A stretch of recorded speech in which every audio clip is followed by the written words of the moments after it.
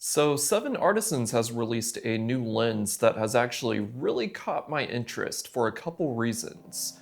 So, this is the Seven Artisans 40mm 2.5. And there have been quite a few other 40mm 2.5s that have come out in the past couple years.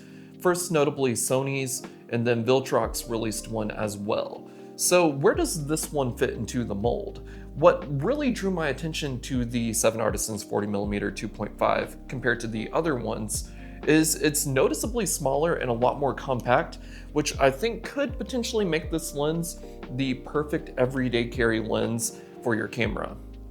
And as of recording this video, I do not know the price of this lens, although 7 Artisan lenses are typically pretty cheap, so I imagine it will be the same price if not cheaper than the Viltrox, and a whole lot less than Sony's 40mm 2.5. Now we are going to go out and shoot some photos with this lens later in the video, but I want to go over some of my first impressions once I got this lens. It does feel noticeably cheaper compared to the Viltrox, and then especially the Sony lens. It feels like a much cheaper plastic. That also means it's a lot lighter. The lens itself is much smaller than the Sony 40mm, which I do not own, but I do own the 24 and the 50mm G lenses that came out alongside the 40mm. So I will go ahead and put that little comparison on the screen so you guys can reference the size.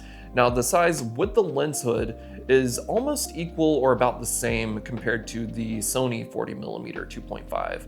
And I no longer have the Viltrox 40mm, but if I remember correctly, it was a little bit bigger than Sony's. But one thing I already like a whole lot more compared to Viltrox's 40mm 2.5, and that's that this one does have an aperture ring, which the Viltrox is missing. Another thing I really appreciate is that they put the autofocus and manual focus switch up here on the top of the lens, rather than on the Sony lenses where it's usually around here to the side, which makes it a little, you kind of have to take your eyes away from the camera, and it makes it a little bit more tedious to switch between autofocus and manual focus. When the switch is right here on top, it's kind of right where your thumb is going to sit anyways when you're just normally using the camera. So it makes it super easy to switch between autofocus and the manual focus. And the last thing I want to mention before we actually go out and shoot some test photos and see how the actual image quality holds up, I just want to give a big shout out to 7 Artisans because the lens hood they included with this camera is actually really nice, and it's not a large bulky lens hood. It's kind of got that old square hood film camera aesthetic, and it just complements this lens very well and looks really good on the Sony a7C. So with that said, let's go out and shoot some photos and see how this lens does.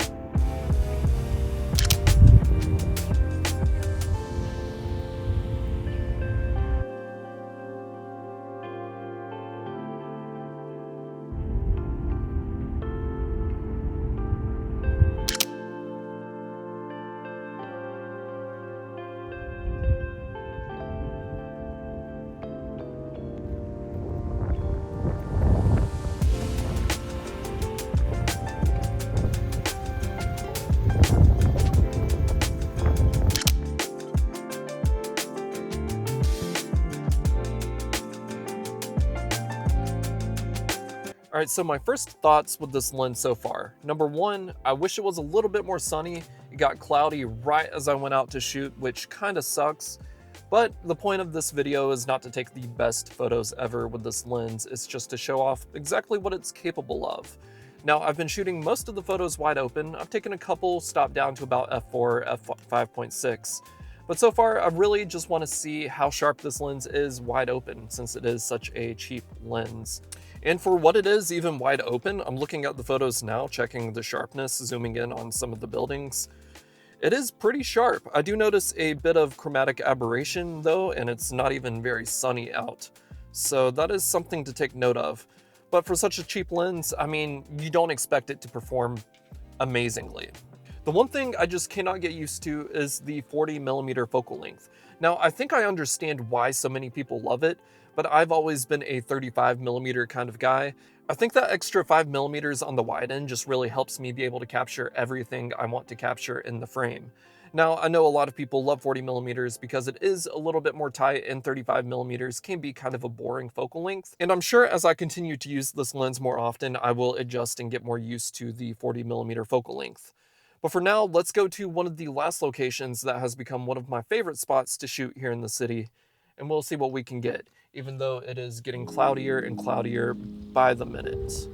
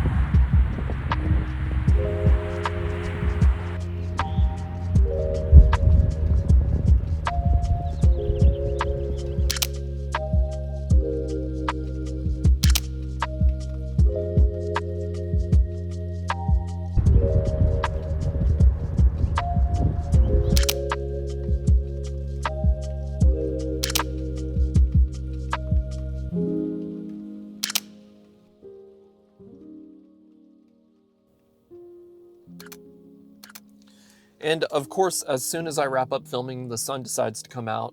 I think it's probably too late to go back to the other spot, but that's fine. Not the best photos taken this evening, but you know, for what it is, I think we got a pretty decent idea of how this lens performs. And for 159 bucks, it's really not bad. I think this lens, considering how small and compact it is, if it wants to focus on it, there we go. One last look. That's how small it is, even with without the lens cap on, but the lens cap really does not add too much to it, as you can see. Pretty cool. It's a cool lens for what it is for 159 bucks, you know. You probably wouldn't mind using it as an everyday carry lens. Not really too scared to beat it up, but then again, it's very plasticky, so I probably would not beat it up too much. It probably won't survive a whole lot. But you know, for what it is, 159 bucks, 7 Artisans, 40mm 2.5. I think I'll probably end up keeping this lens and using it on my original A7C, and I think it'll be a good everyday carry lens, replacing my 24mm for a little while. We'll see how the 40mm does. Maybe you guys will see this lens in future videos, maybe not. But let me know what you guys think about this lens in the comments down below. Let me know if you have any questions about this lens. I know this was a very quick video, not too in-depth, but that's usually how I am with these videos. I just like going out and shooting with them for a little bit. In the meantime, thank you for watching. If you enjoyed the video, please like and subscribe to help support the channel. I would greatly appreciate it. If you want to become a member of the channel and support the channel even further, I would appreciate that as well. In the meantime, I hope I could inspire you guys to get out and take more photos. Go out and shoot.